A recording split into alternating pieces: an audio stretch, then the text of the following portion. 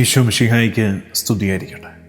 എല്ലാം നമുക്കായി നവീകരിച്ചു നൽകുന്ന, പുതിയതാക്കി നൽകുന്ന കർത്താവിൻ്റെ സ്നേഹത്തെ ഏറ്റുപറയാം. ഒരുമിച്ച് കുരിശ് വരയ്ക്കാം. എൻ്റെ തമ്പുരാനെ, വിശുദ്ധ കുരിശിൻ്റെ അടയാളത്താലെ ഞങ്ങളുടെ ശത്രുക്കളിൽ നിന്ന് ഞങ്ങളെ രക്ഷിക്കുക. ഞങ്ങളുടെ തമ്പുരാനെ, പിതാവിൻ്റെയും പുത്രൻ്റെയും പരിശുദ്ധാത്മാവിൻ്റെയും നാമത്തിൽ ആമേൻ. ഉള്ളം നൊന്തു നീ തേങ്ങുമ്പോൾ ഉള്ളം കയ്യിൽ താങ്ങാം ഞാൻ.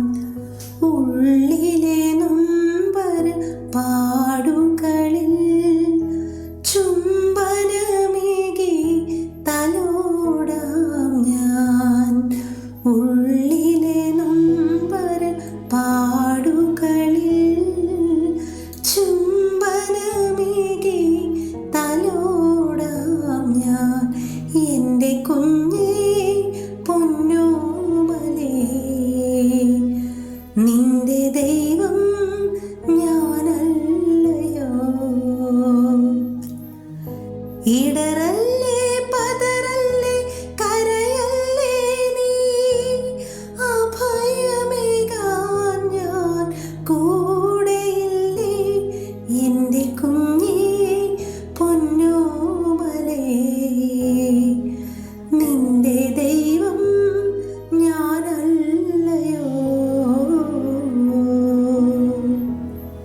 വെളിപാട് പുസ്തകം 21 അധ്യായം 5 വാക്യം. The book of Revelation, chapter 21, verse 5. സിംഹാസനത്തിലിരിക്കുന്നവൻ പറഞ്ഞു, ഇതാ സകലവും ഞാൻ നവീകരിക്കുന്നു.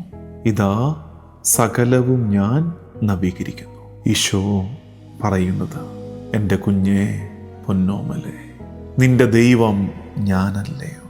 ഇടറല്ലേ, പതറല്ലേ, കരയല്ലേ നീ, അഭയമേകാൻ ഞാൻ കൂടെയില്ലേ. ഞാനെല്ലാം നിനക്കായി നവീകരിച്ച് നൽകില്ലേ. ഞാൻ നിനക്കായി എല്ലാം പുതിയതാക്കി നൽകില്ലേ. വെളിപാട് പുസ്തകത്തിലെ ഈ വാക്യം ഒരു പുതിയ ആകാശത്തെ, ഒരു പുതിയ ഭൂമിയെ കാണാൻ നമ്മെ ഒരുക്കുന്നതാണ്. പുത്തനാണ്ടിൻ്റെ ആരംഭ നാളുകളിലൂടെ നമ്മൾ കടന്നു പോകുമ്പോൾ നമുക്കും ഈ വചനത്തിൻ്റെ അഭിഷേകത്തിൽ വിശ്വസിക്കാം. കർത്താവെല്ലാം നമുക്കായി നവീകരിച്ച് പുതിയതാക്കി നൽകും.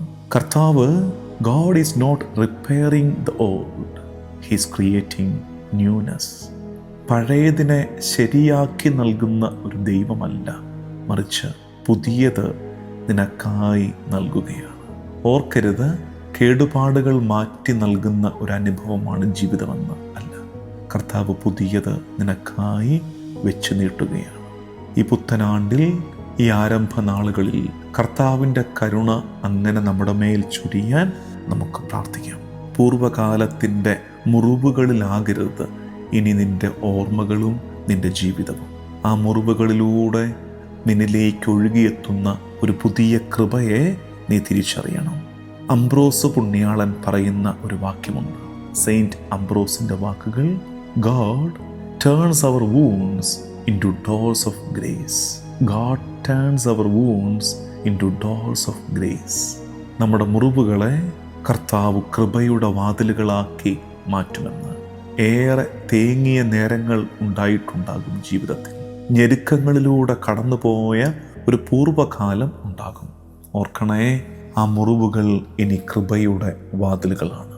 നീ കടന്നുപോയ ഞെരുക്കത്തിൻ്റെ കാലം നിന്റെ കൃപയുടെ ആഘോഷത്തിലേക്ക് നിന്നെ ഒരുക്കുകയാണ്. നിന്നെ കർത്താവ് നവീകരിക്കും. സെയിൻറ്റ് ഇരണേവൂസിൻ്റെ വാക്കുകൾ, The glory of God is the human person fully alive. ദൈവത്തിൻ്റെ മഹത്വം എന്ന് പറയുന്നത് മനുഷ്യ വ്യക്തി പൂർണ്ണ ജീവനോടെ ഇരിക്കുന്നതാണ്. അതുകൊണ്ട് നിന്നെ കർത്താവ് കൈവിട്ട് കളയില്ല എന്ന് വിശ്വസിക്കുക. ഇടറല്ലേ, പതറല്ലേ, തളരല്ലേ നീ, അഭയമേകാൻ ഞാൻ കൂടെയില്ലേ. കർത്താവിൻ്റെ വാക്കുകളാണത്. നമുക്ക് പ്രാർത്ഥിക്കാം.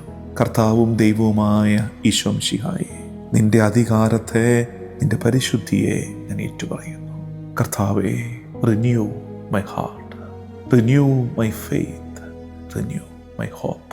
കർത്താവേ, എൻ്റെ ഹൃദയത്തെ നീ പുതിയതാക്കണമേ. എൻ്റെ വിശ്വാസത്തെ നീ പുതുക്കണമേ. എൻ്റെ പ്രത്യാശയെ നീ നവീകരിക്കണമേ. കർത്താവേ, എന്നെ നീ പുതുസൃഷ്ടിയാക്കി മാറ്റണമേ. നമ്മുടെ എല്ലാ വ്യാപാരങ്ങളെയും നമ്മുടെ എല്ലാ പരിശ്രമങ്ങളെയും കർത്താവിന് വിട്ടുകൊടുത്ത് ദിവസത്തിൻ്റെ ആശീർവാദം സ്വീകരിക്കാം. നമ്മുടെ കർത്താവ് ഈശോ മിശിഹായുടെ കൃപയും പിതാവായ ദൈവത്തിൻ്റെ സ്നേഹവും പരിശുദ്ധാത്മാവിൻ്റെ സഹവാസവും എന്നും എല്ലാ കാലവും കൂടെ ഉണ്ടായിരിക്കട്ടെ, ഇപ്പോഴും എപ്പോഴും എന്നേക്കും. ആമേൻ.